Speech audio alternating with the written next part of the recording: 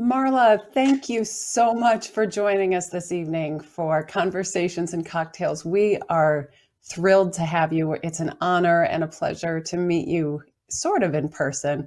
I'm glad you could join us. So many people on the line tonight who are huge fans of you, and they're just fans of your work as a certified deaf interpreter. You appear nearly daily with Governor DeWine, and it's been just such a wonderful experience for our entire state to get to see your work. So welcome and thank you for joining us.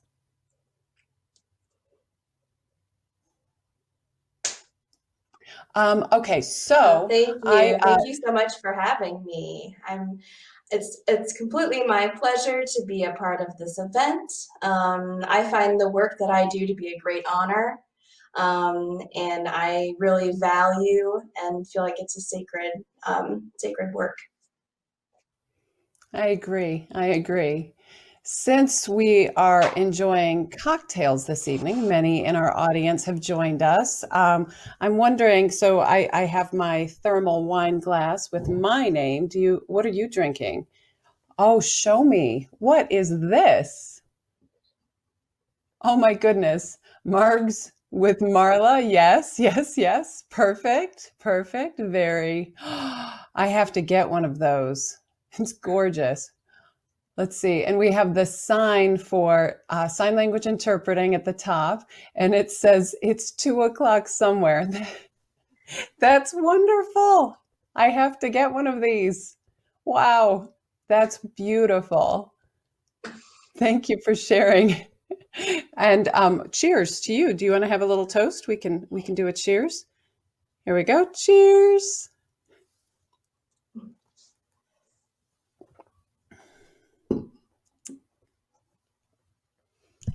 Thank you so much. Yeah, my drink that I have is an iced ginger tea. So I find it very refreshing. It's so hot outside with the hot weather, so I just find it to be a very refreshing drink. It's a perfect drink. We'll have to get the recipe to share with everybody later on. It sounds delicious.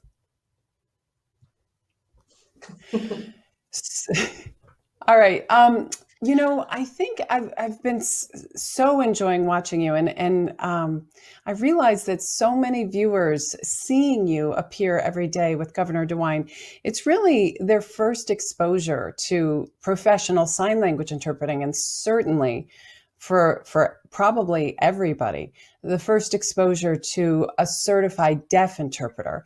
And I know that a lot of people are surprised even to know that you're a deaf woman yourself. And so I think the process of working with another interpreter and providing communication access for these press briefings is something that people are really curious about. Can you describe the process of interpreting for these press conferences?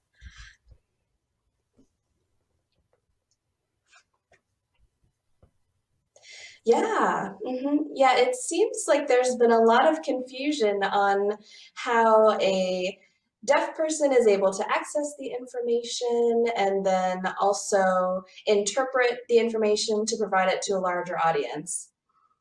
So what the situation looks like is there are two other women that I work with. There is Lena Smith and Christy Horn,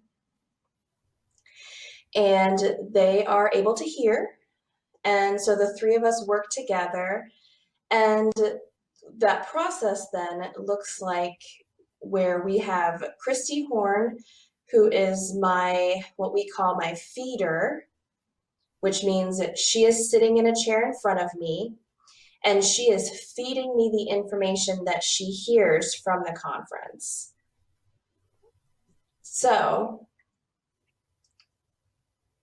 she will then, I kind of refer to her as my ASL teleprompter, if you will.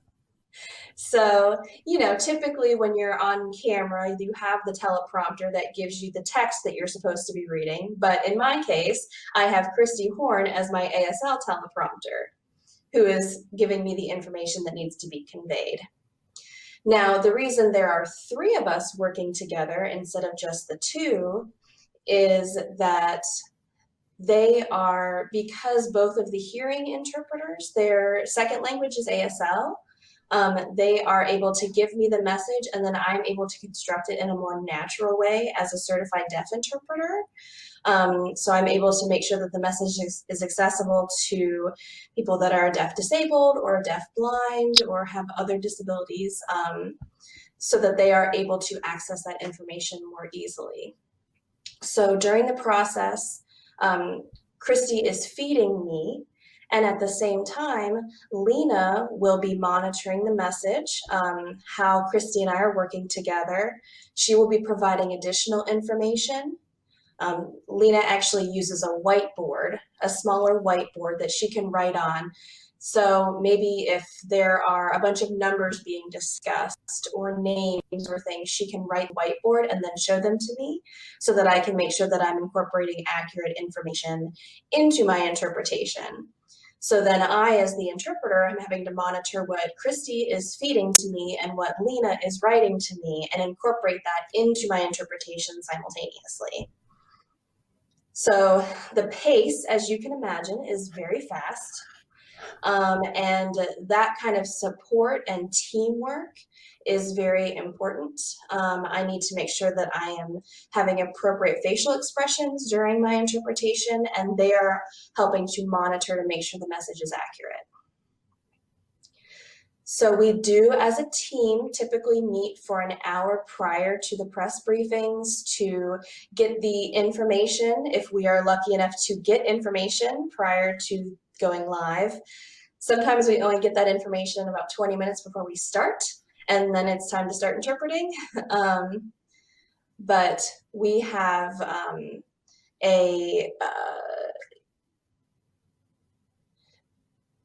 a situation with the 3 of us where there's, the 3 interpreters, and then there's Governor DeWine and Lieutenant Governor and Dr. Acton, who all take turns making comments. So I interpret for all of those, and then Lena interprets for the questions from the reporter. And then we meet to debrief after the interpretation to see what we can improve for next time, for the next day of briefings. So that's kind of what the process looks like. Wow, it sounds so demanding of all of your brain power, all 3 of you, and just a real testament to teamwork and the importance of it, and such a commitment to quality for the community. It's really impressive and amazing. Wow. Mm-hmm. Wow. And with the work that we do, it is really about quality, absolutely, because we want to make sure that the information is accurate and clear, and especially because it can be a matter of life or death, excuse the interpreter, to the people that we are communicating with COVID-19. And so people who use ASL to communicate have the right to have that information and make decisions that are going to impact their lives and their behavior.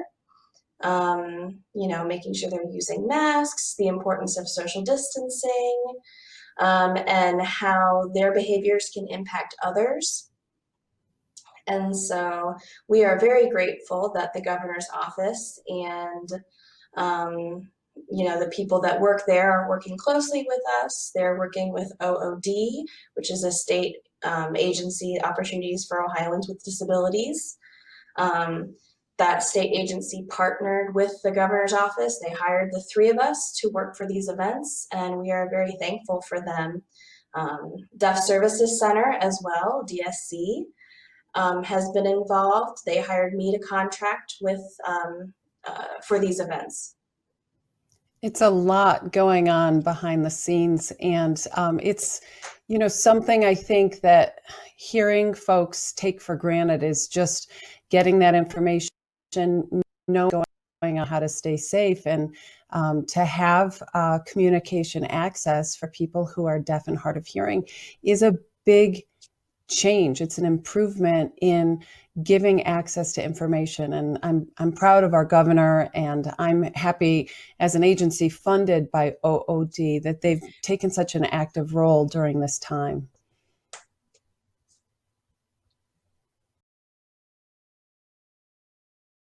You wrote a book, and it's so impressive. So I think many people know you as a certified deaf interpreter now, but they may not be aware that you're a scholar. And as a scholar myself, I find that very impressive because it's hard to maintain two professions. I know that firsthand.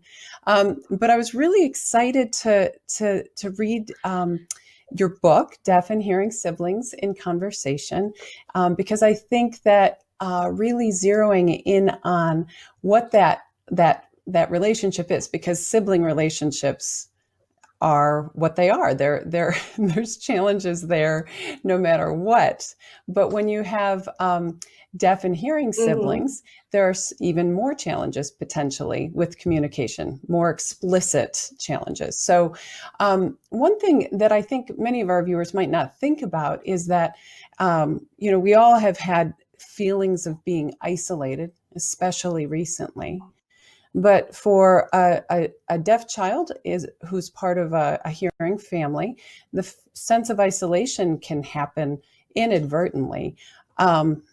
So can you share a little bit about what you describe in terms of how deaf and hearing families can be more inclusive?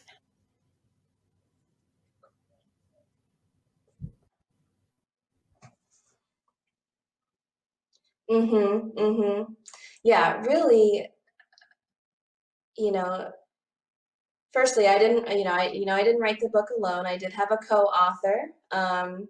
My co-author was Judy Jonas, and we are very good friends. She is able to hear, she is hearing. Her brother is deaf. And so one day we were just chatting, and we were talking about our comparing our relationships with our siblings. And one thing that was fascinating to me was that she and her brother are both very close. And that's in due large partly because she signs. And so, they have being able to have that relationship with her brother was great. My family does not sign. And so that really had an impact on the natural, sibling relationships that you have in families. And so she and I did the interviews, and we found that the best way for deaf and hearing families to have that kind of stronger relationship with each other is to share the same language. Keeping in mind that sharing the same language is meaning that it's accessible for everyone. So obviously there were many families who were not exposed to American Sign Language. And that was their choice, that was their decision.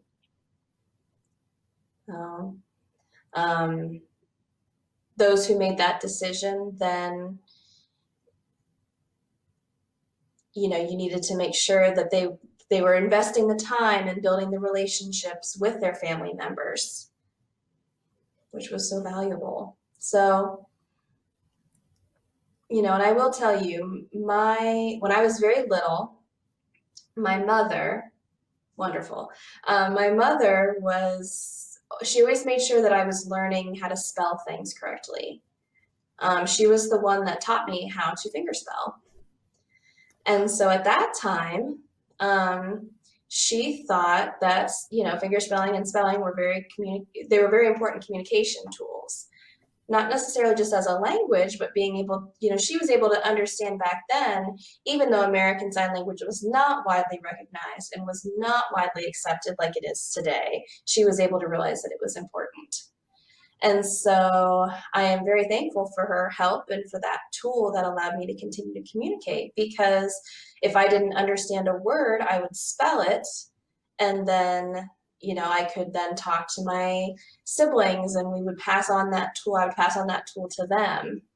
But it was a very different time back then. Families today have much better options and opportunities. in learning the language and learning ASL, because it really benefits everyone in the family. And I think it's cool. I think it's a cool thing to learn and to use, and it just makes life a little more fun.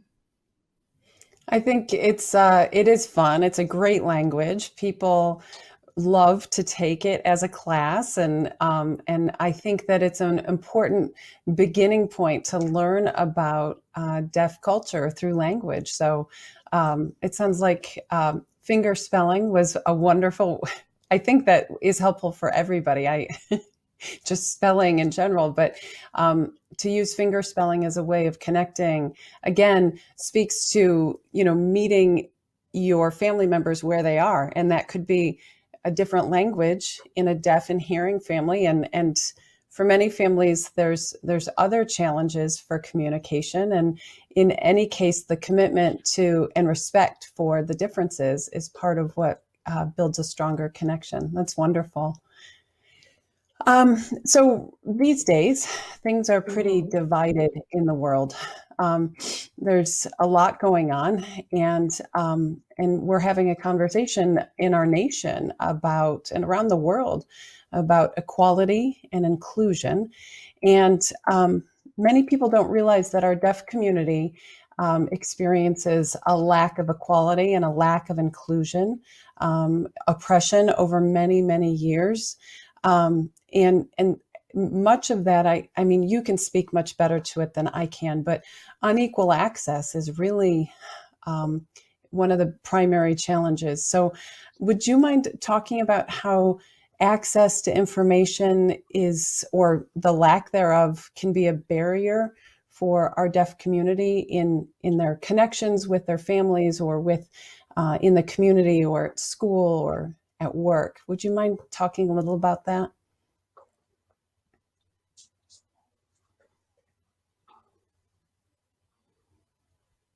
Yeah, and I think it's important when we're talking about communication access, there are two terms that come to mind, and I see them very differently. When we are talking about equality, which is really based on this idea of having everyone being at the same level of access, right? We all have the same level of access. However, what I think is interesting is if you think about the BIPOC community, Black, Indigenous people of color, I think about that group and I just feel there is an equality, they're not being done justice to. And so trying to think about not just equality, but I really think that we should strive to making sure that things are equitable, thinking of this concept of equity. So for me, in the current climate that we have, based on the issues of racism, this idea of equity for the BIPOC deaf community, we really need to make sure that we can bring them up to being equitable, which means that the white deaf people in our community do share that responsibility to make sure that we are having opportunities and access to education and justice. I think it's the same with, no, it's not the same, but I think it's more making sure that we are giving more opportunities to dismantling the system of racism that exists in our country, and that exists in the BIPOC deaf community, and that also means that making sure that there is access. So we have, the hearing community, who obviously needs to recognize that as well. It's not just narrowed in on the white deaf community, of course, but we really do have to do the work within ourselves to make sure that our deaf BIPOC community has that communication access, and making sure we are lifting them up so that we can focus on getting this level of equity within the community, because there is a severe disparity. And so until we are making sure that every person, deaf blind, deaf disabled, late deafened, people that are hard of hearing, regardless of the color of their skin, they need to have access. And so I won't be satisfied until I know that our BIPOC deaf community has that same level of equity and access. So that's for me what that means when we talk about communication access. It's yes. I think all I can say is yes, exactly. And sharing that perspective is super helpful, because I'm glad we're thinking about Black, Indigenous people of color, but we cannot forget that the same disparities exist in other sub-segments of our community. And so having activism and advocacy is more important than ever from every angle. So thank you for being part of that. I'm really grateful to hear you express the importance of it. Okay, so it is a challenging time by many accounts. And I think that sometimes people lack optimism or hope about the future, and some maybe now more than typically. So I guess my big question for you is, what gives you hope? What's the most hope that you have about the future of our whole community?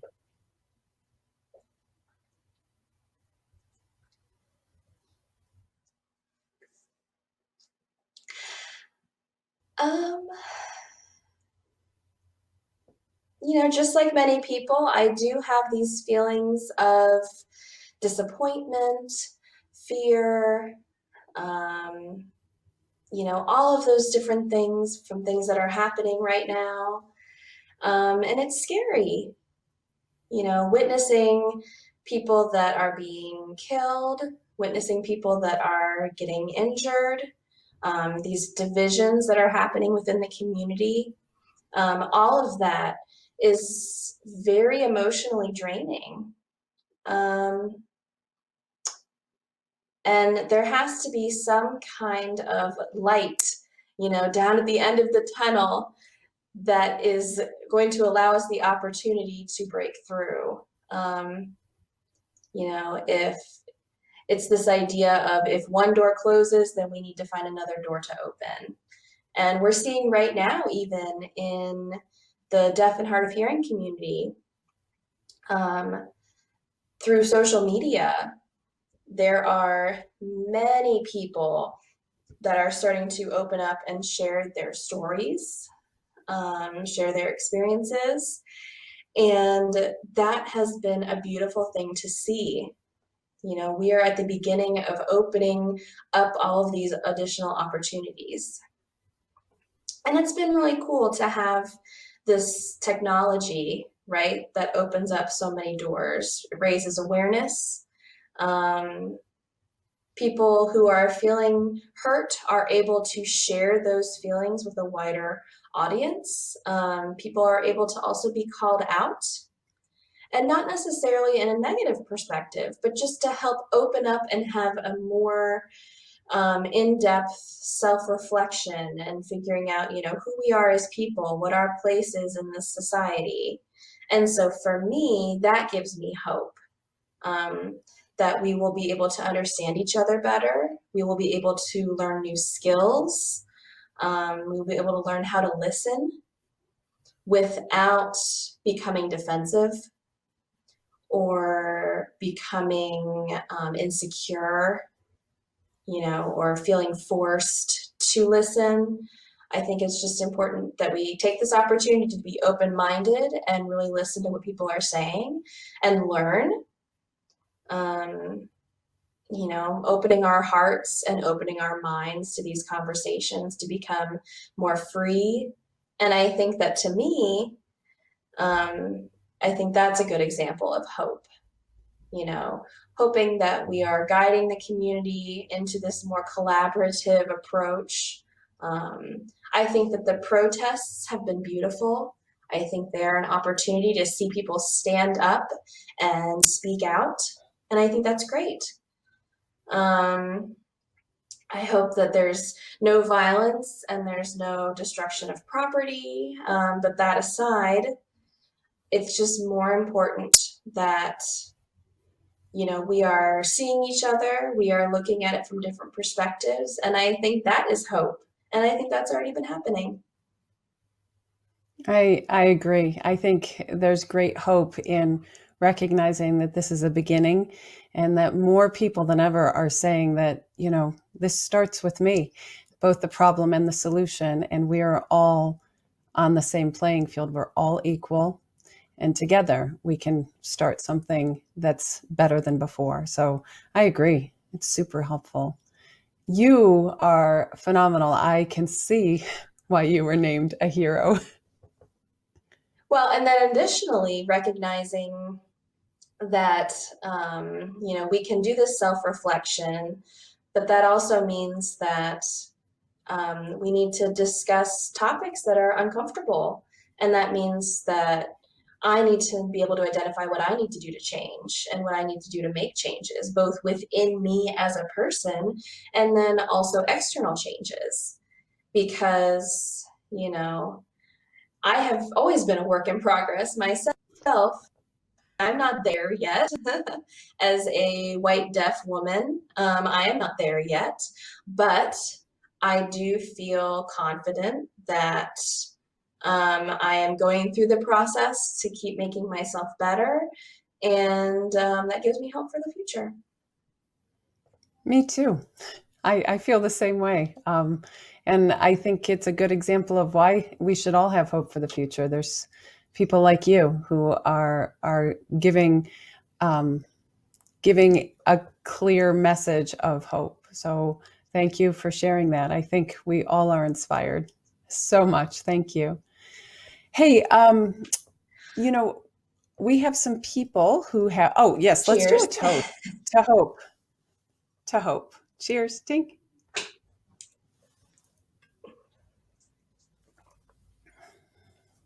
Thank you. Okay.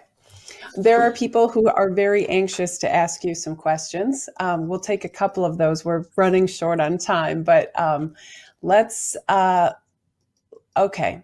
So I have a question from Michael, who would like to know, he read that you're the only certified deaf interpreter in the state.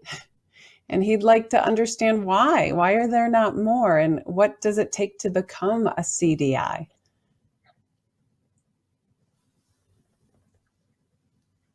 Okay, yeah.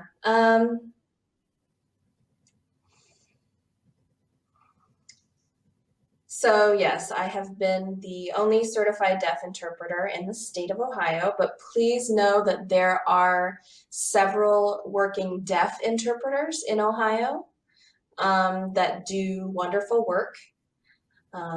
For example, there are two in the Cincinnati area that work as interpreters for local interpreting needs. So just because I am in the spotlight does not mean that there is no one else doing this work. There are several different working deaf interpreters throughout the state. We have some in Dayton. We have people working in the Cleveland area. We have people who specialize in deaf-blind interpreting. We have deaf interpreters working in, they are working in another agency, which is more of a broad, working more broadly within the deaf community, the deaf-blind community. We have people that are working as co-navigators, who used to be referred to as SSPs, but that's more of an old term. So there are definitely people that are working out there. So just because I am the only certified deaf interpreter, I am certified through the Registry of Interpreters for the Deaf, RID, which is a national organization that is responsible for testing and certification. So we do, however, have several deaf interpreters in the area or in the state who have taken the written portion of the certification test and are waiting to take the performance portion of the certification test. But right now, because there's such a high visibility of deaf interpreters working within the public press conferences, working with the news, more and more trainings are happening now that are giving more and more deaf people who want to become interpreters the ability to do so. And so that's just because of the increased visibility of working deaf interpreters, and deaf people are seeing that they can do that kind of work, whereas before it was much more behind the scenes type of work. So I am thrilled that that is happening, and more deaf people are wanting to get into this career. You know, there's maybe more than 30 deaf people here in Ohio that really want to get into working as deaf interpreters. And so we do have an agency. We have Deaf Services Center that wants to collaborate with other agencies to provide deaf interpreter trainings. So it's a very exciting time. And so that's also what I mean by, you know, having these opportunities for hope. So, and it means that I will no longer be the sole certified deaf interpreter. So I am waiting for that day. Fingers crossed. Yes, let's make that happen. The awareness has been outstanding. And really, I agree with you. There are so many deaf professionals helping our community have better access and more clarity in really important situations in their lives. So thank you for being visible. It's not an easy task to be in the front of so many people. Let's see. Right. Okay. No, it's It is not not. easy. It is not easy. You are absolutely correct. It is a huge responsibility. Having this spotlight shown on me, you know, what I'm doing, the comments that I make, and trying to, you know, address all of that and things. You're right, it's not easy. It's not. It's not. But you do, I understand we all have our pre-orders in for the bobblehead. So there's that for the Marla Berkowitz bobblehead. That's very exciting. I can't imagine. Yep, the bobblehead. Yep.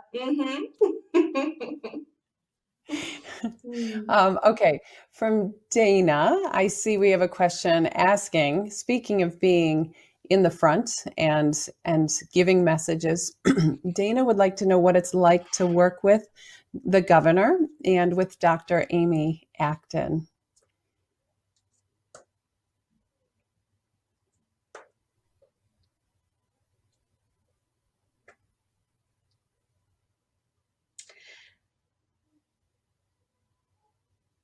Yep, and also working for the lieutenant governor as well, John Husted. Yeah. So, yeah, I mean, because of COVID-19 and because of concerns with the press and the interpreters all being in the same room, that's not really been possible. And so we've been making sure to practice social distancing. At the beginning, when the press conferences first started, we were all in the same room together.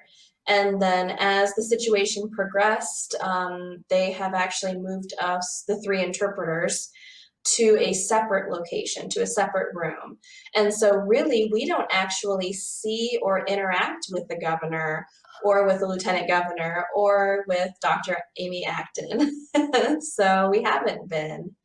I wish we were. I wish we could and have that kind of dialogue and interaction with them.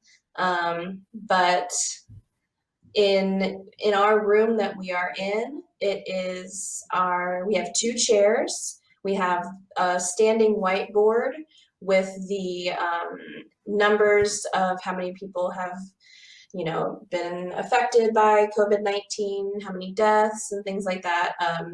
As I mentioned, Lena also has a whiteboard, and then we have a camera set up, and that's it in our little room. So it's small.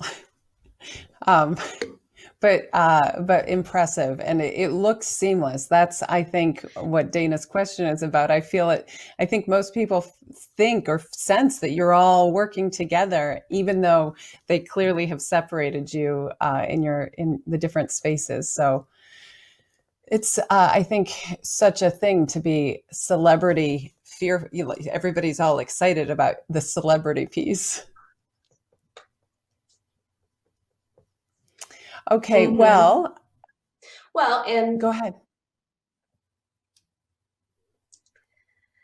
Yeah, and just to add another interesting tidbit, at the beginning, when we were still in the same room, we were all still in the same room, before we started the press conference, there was a line.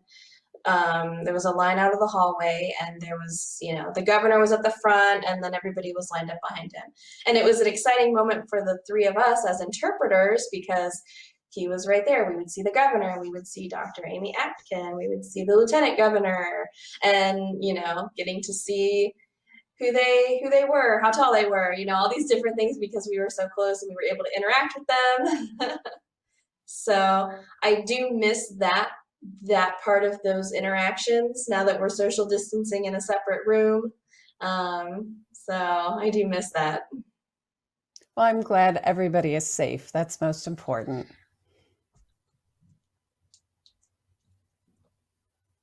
Mm-hmm. Absolutely. So I believe that we have used up all of our time. I'm really so pleased to have had you as a guest, and to have so many wonderful and thoughtful comments that you shared with everybody, because I think your insight is really, really extraordinary. You have a different view of the world than most of us will ever experience, that's for sure. So I appreciate your sharing so much with me and with everybody who's watching. So, absolutely. It's been so much fun. Thank you for the opportunity to have me here. Cheers. Cheers. Cheers. So I'm loving my ginger tea.